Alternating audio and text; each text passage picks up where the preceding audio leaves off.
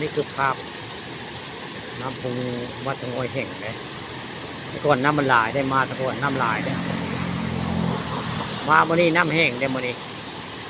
น้ำพุงวัดตะงอยเรียกว่าเก่งวัดตะงอยไม่น้ำแห้งเลยมาตะก่อนบริเวณนี้น้ำสีหลายเลยวันนี้น้ำแห้งวันนี้น้ำโบราณคือตะเก่าบริเวณนี้น้ำสีหลายฝนโบตกเนาะลายมือเนาะน้ำก็เลยแห้งเก่งวัดตะงอยหรือว่าพายน้ำล้นวัดตะงอย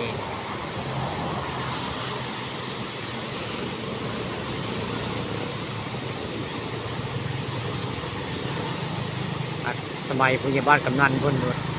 นายอำเภอได้สักส่วนเหตุในพายน้ำล้นทีมงานของผู้ใหญ่บ้านผู้ช่วยกำนันในมาสร้างมาแปลงนายอำเภอเพิ่นมาอยู่เลยสักส่วนมาปั้นเป็นพายน้ำล้นหรือว่าแกงวัดตะงอยตำนานประวัติของพายน้ำล้นเดี๋ยวนี้ก็คือนายอำเภอได้สักส่วนพระเจ้าว่าวเนื้อได้สักส่วนด้านให้ผู้ใหญ่บ้านกำนันมาเฮ็ดพากันในการสร้างเปลี่ยนพัดการมาเฮ็ดด้วยง่ายอันนี้บริเวณนั้นพายน้ำล้นอันนี้จนแล้วสำเร็จไปด้วยดีได้เป็นที่ท่องเที่ยวของไทยตะงอยไว้ง่ายเลยแก่งเรือพายน้ำล้นอันนี้มองบุค่ายืนเป็นสะพานวัดตะงอยซึ่งหน้าไปพูดได้ไปพาเด่นบ่ละไปพญาพาเด่นเลยก็ทางนี้กลับมาทางนี้เข้าบ้านตะงอยเลยเส้นทางนี้เข้าบ้านตะงอยอำเภอตะงอยหรือไงไปทางใต้ทางนี้คือเป็นทางใต้ดินทรายทางใต้เขาสร้างเป็นทางใต้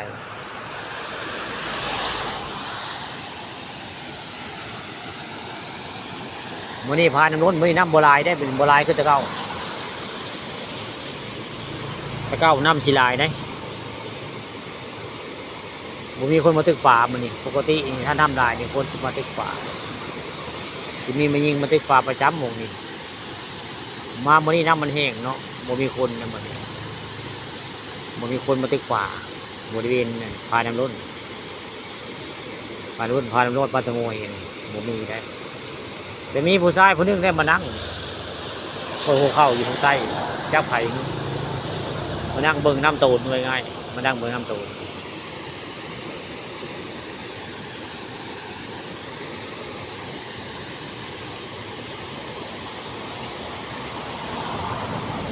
น้ำก็ขุ่นเลย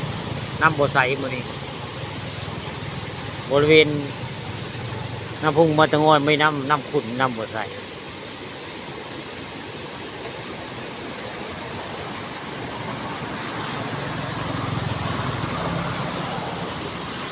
รถก็เห็นผ่านดีนะเล่นไปเล่นมาเลยเส้นทางพาเด่นตะงอยสะพานมาตะงอยรถสีแดงเห็นผ่านตลอดในบริเวณนี้มองผู้ค้ายืนว่าวจาสะพานน้ำพุงบ้านตะงอย